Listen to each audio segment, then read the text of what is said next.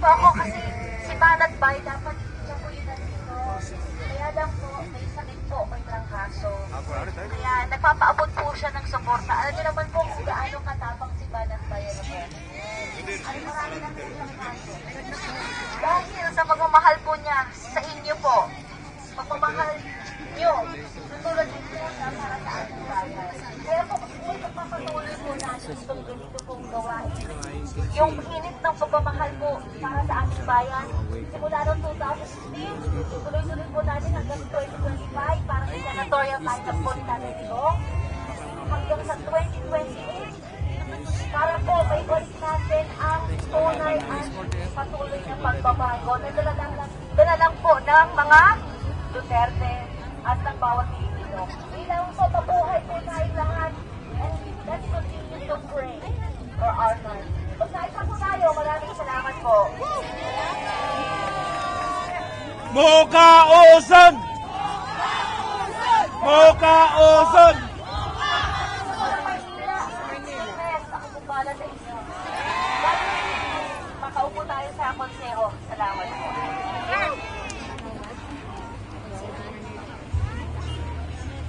Maraming salamat sa ating magandang DDS. Narating po sa konsero naman. Yes, of course. Number mo?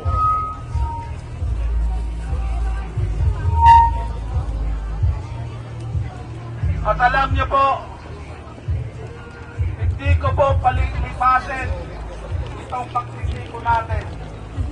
Binigyan tayo ng 1.5 kalahati, pwede lang natin gawing 2 oras. Gawin natin 3. Hindi natin ito palilipasin na hindi nyo marinig galing sa kanyang bibig, galing sa kanyang puso ang nilalaman ng Balateros. Aking tatawagin sa inyong harapan para marinig ninyo kung paano nila tayo pinapaglaban sa Pilipinas. Walang iba kundi si Coach Dada. Boss pala, boss. Pasensya na, hindi pa ako boss.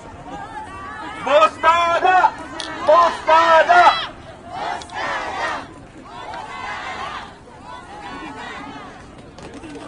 Alam ninyo mga bossing, nakaka-proud talaga na tawagin tayo mga Duterte support. Marami sa Pilipinas ang pinagtatawanan tayo kasi bakit daw gusto pa rin natin ng mga Duterte. Pero alam naman natin na ang mga Duterte ang nagbigay sa atin ng napakagandang 6 na taon. 6 na taon mga bossing. Ang magandang buhay na ibinigay sa atin ng mga Duterte. Pinutol tayo nitong administrasyon na to. 20 pesos na kilo ng bigas. Babayaran daw ang utang ng Pilipinas dahil ang kayamanan nila. Pero nasan na? Hanggang ngayon, lubog pa rin tayo sa utang at lalo pa tayong nalulubog sa utang. Hindi pa sila nagsawang kunin yung resources natin, yung pera ng taong bayan, pati yung pera ng mga private na sectors, kinukuha na nila. Mabigat na mabigat po yung bagong balitang PDIC. Nakinuha nilang bilyon-bilyon, pati yung bilyon-bilyon sa bilyon. 125 million na confidential funds ni Inday Sara. Nagre-reklamo na sila, pero bilyon-bilyon yung araw-araw na nagnanakaw niya sa atin. O kami mga baladeros, ang aming mga cellphone nakatap. Kung saan po kami magpunta, nakabantay sila sa amin. Bawat kilos namin, nakamasid. Napakarami na rin po nating kasong kinakaharap. Nagsimula po tayong lumaban nung nakita natin na sobra-sobra, hindi lang po yung human rights, yung po karapatan natin sa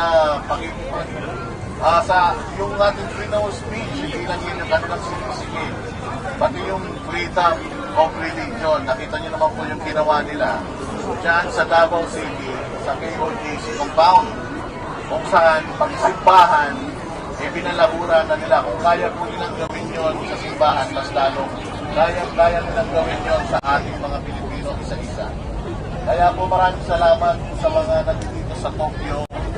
At sana hindi lang po dito sa Tokyo magkaroon ng ganito. Nananawagan tayo sa lahat ng Pilipino sa buong mundo na pagod na pagod na. Pagod na pagod ng apihin, nakawan.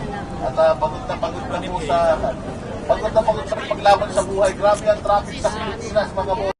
Dito sa Japan, sobrang ganda.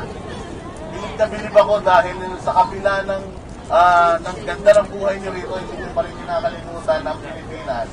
At talagang mahal niyo pa rin ang bayang Pilipinas. At dahil po dyan, mas lalo po namin paghuhusayan yung aming paglaban para sa korupsyon. At syempre, suportahan natin si Pastor Abono Pimuloy number 52, lahat ng PDP. Suportahan natin yan. At wag po tayong itigil. Gamitin po natin ang ating social media para ang ating mga tanong. Gamitin po natin yung social media na mga bagong people power. Sa Pilipinas ko, pag nag-gather tayo ng ganito, binubuwag tayo agad. Dito sa Japan, nakakaganda. Walang problema. Meron tayong freedom to express yung ating mga Majority at ang Mindanao. yung ating pagkakitayan. Dito po sa Japan, malaya kayong gawin ko. Sana hindi lang po ito yung unat ulit pagtitipon natin para kay Bibi Sara. And syempre, kandidato po natin lahat ng mga kandidato na alam po natin na makakabuti para sa bayan natin. Maraming salamat, Donateros. Siyempre, follow niyo po yung mga kapatid ko. Si Manong Pai, Coach Ronnie, Patrick Vilea, at saka si Jay Ibarra, follow niyo po sa Facebook at Twitter. Siyempre, SMNI, yung pong SMNI nagbigay ng tiwala sa ating mga vloggers na yan na lang po ang naghahatid ng totoong balita sa Pilipinas. Kaya suportahan niyo po yan, siyempre, like po. Lahat po ng channel ng SMNI, take down na nila. Lagi po tayong lagi po tayong gumagawa ng panibagong channel. Kaya po every time may bagong channel, support, i-subscribe nyo po, i-share nyo. Kasi kung ayaw nyo na tayong marinig, mas lalo tayong mag-inay. Salamat po.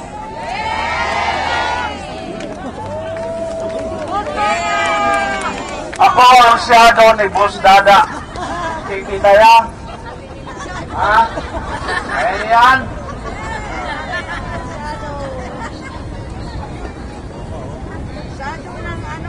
Nahihiya pa sa atin si Boss Dada ng konti.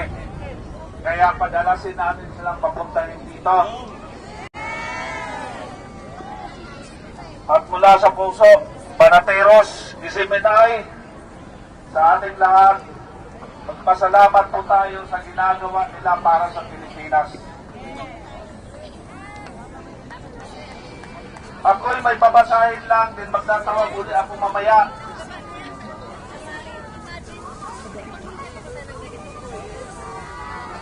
Mamaya magsasalita si Boss Oli. Gusto niyo bang magsalita si Boss Oli? Gusto niyo ba itaas ang kamao? Nakikita niyo ba siya? Nasaan si Boss Oli? Nasaan? Tawagin natin! Boss Oli! Boss Oli! Boss Oli! Boss Oli!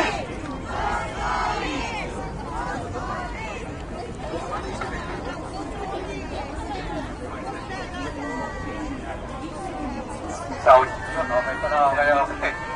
Hindi ko ina-expect makakapagsalita ako dito sa Shibuya. Dati dinakabiis din lugar dito sa So, magandang hapon po sa mga Pilipino.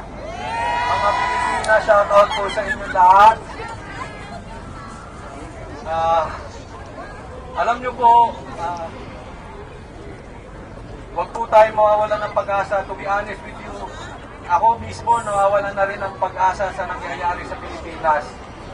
Pero sabi nga, laging may milagro.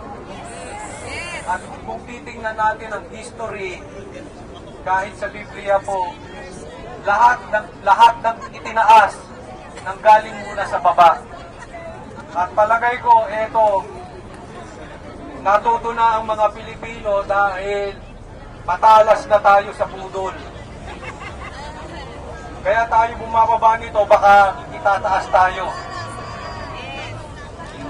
Ang inihiling ko lang po sa inyo, kailangan natin ng numero sa Senado at sa Kongreso. pagdikit sa kinatamba, huwag nyo na pong iboto, ikalat nyo po sa mga Pilipino. Sa lahat po ng mga Pilipino dito. Basta may tatak buhaya, wag na po. Ha? Huwag na po tayong boboto ng lakos. Oo, wag na. Pero unahin natin ang Senado. Kasi kailangan hawakan natin ang Senado. Kaya po, straight po tayo, PDP. And of course, wag po natin kakalimutan ng number 1, Pastor Kibuloy, saka si Marcoleta. Ha? Wag po natin kakalimutan. Hindi po tayo kailangan ni Pastor, tayo po kailangan natin si Pastor. Dahil puro na po trapo ang mga kandidato. So, Marcoleta rin. At syempre si Mocha Uson, ha? District 3. Makakaasa ba tayo, ikakampanya nyo lahat ng mga taga-PDP? Doon po natin simulan ang laban sa eleksyon. Kasi pagkatapos ng eleksyon, basura na ang tingin sa atin ng mga politiko. Gumanti po tayo sa eleksyon. Ando ng ganti. Lahat ng dikit sa buhaya, huwag nang iboto. Uubusin lang niya ng mga pera natin. Kaya nga nakakaingit kayo dito sa Japan dahil walang buhaya rito eh. Kanina nakita ko, pati yung mga pulis, inassist tayo sa rally. Diba? Napakagalang. Hindi ko tulad ng pulis, Torre, Bastos.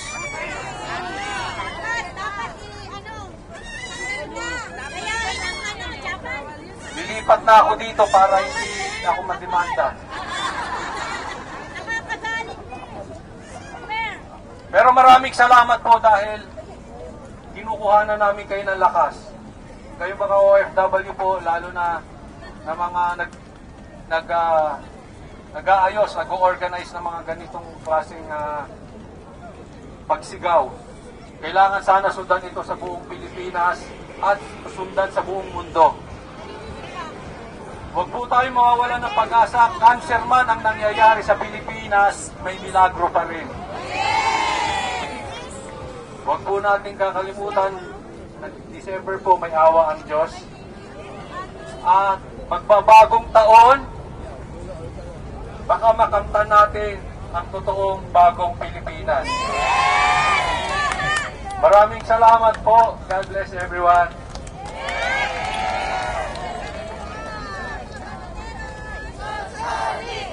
Coach Ole! Coach Ole! Coach Ole! Maraming salamat. Kung tayo ay